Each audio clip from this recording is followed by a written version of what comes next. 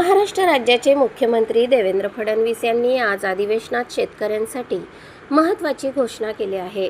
अहिल्यादेवी होळकर यांच्या नावाने राज्यातील शेतकऱ्यांसाठी कर्जमाफीची योजना जाहीर करण्यात आली आहे।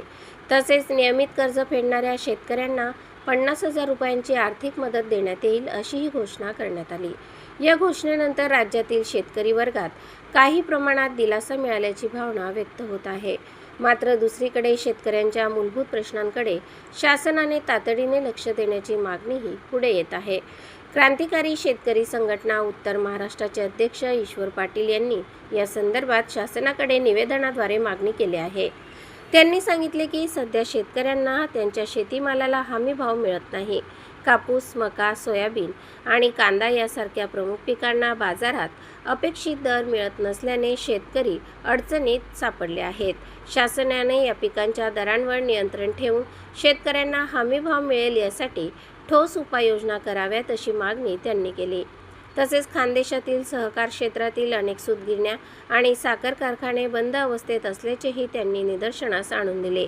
हे उद्योग सुरू झाल्यास स्थानिक शेतकरी व कामगारांना मोठा आधार मिळू शकतो, तसेही त्यांनी सांगितले। याशिवाय खानदेशातील तापी नदीसह इतर नद्यांवरील अनेक धरणे प्रकल्प अद्याप अपूर्ण अवस्थेत आहेत। या प्रकल्पांची कामे तातडीने पूर्ण झाल्यास सिंचनाची मोठी सुविधा उपलब्ध होईल आणि शेतकऱ्यांना फायदा होईल असेही मत त्यांनी व्यक्त केले। राज्य सरकारने कर्जमाफीसह शेतीमालाचे दर, सिंचन प्रकल्प आणि बंद पडलेले सहकारी उद्योग याकडेही गांभीर्याने लक्ष द्यावे अशी विनंती क्रांतिकारी शेतकरी संघटनेचे उत्तर महाराष्ट्र अध्यक्ष ईश्वर पाटील यांनी केले आहे। आज आपल्या राज्याचे मुख्यमंत्री देवेंद्र फडणवीस साहेब यांनी जी कर्जमाफी दिलेली, जी घोषणा केलेली, या घोषणेचं आम्ही प्रथम अभिनंदन करतो। परंतु जे मागील सरकारने घोषणा केली होती नियमित कर्जदार यांचे अजूनही पैसे पडले नाहीत, ही घोषणा ही फसवी आहे काय ही आम्हाला शंका वाटते। कारण की आपल्या राज्यात ज्या रोज नवीन योजना आहेत, ते रोज नवीन योजनेचे जागोजागी बॅनर लागतात, सर्व पद्धतीचं काम सुरू आहे। पण राज्याचे मुख्यमंत्री साहेबांनी आज जी घोषणा केली, ही समिती बसून 5 वर्षात दिली जाणारी घोषणा आहे का या जूनपासून शेतकऱ्यांना याचा लाभ भेटणार आहे, हे आम्हाला खूप शंकास्पद वाटतंय। कारण की राज्याचे मुख्यमंत्री आणि केंद्र सरकार शेतकऱ्यांसोबत जे हमी भावावर सांगतायत, एकीकडे तो हमी भाव कुठल्याच मार्केट कमिटीला शेतकऱ्यांना मालाला दिला जात नाही। कापूस, मका, ऊस, कांदा, दूध उत्पादक शेतकरीही अडचणीत आलेले। यासाठी राज्य सरकार जे नवीन आता पाणद रस्त्याची योजना आणलेली, ही पाणद रस्ता फक्त शेतकऱ्यांच्या बांधापर्यंत रस्ता पोहोचलेले नाहीये, फक्त तहसीलदारांच्या आदेशाने कागदावर रस्ते सुरू आहेत।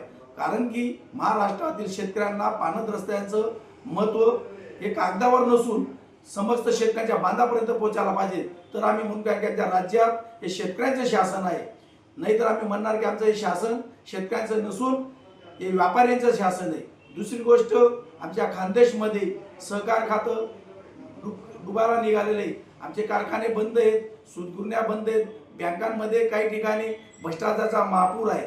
यासाठी राज्य शासनाने आमचे जे सहकार तत्वातले कारखाने होते ते नवीन सुरू करावेत, त्यांना शासनाने मदत करावी आणि सहकार हा शेतकऱ्यांचा बाह्य घटक नसून अंतर्गत घटक आहे, त्याला पण साथ द्यावी। दुसरी गोष्ट, आमचे उत्तर महाराष्ट्रात म्हणजे खानदेशमध्ये पाणी प्रश्न हा जोरात आहे।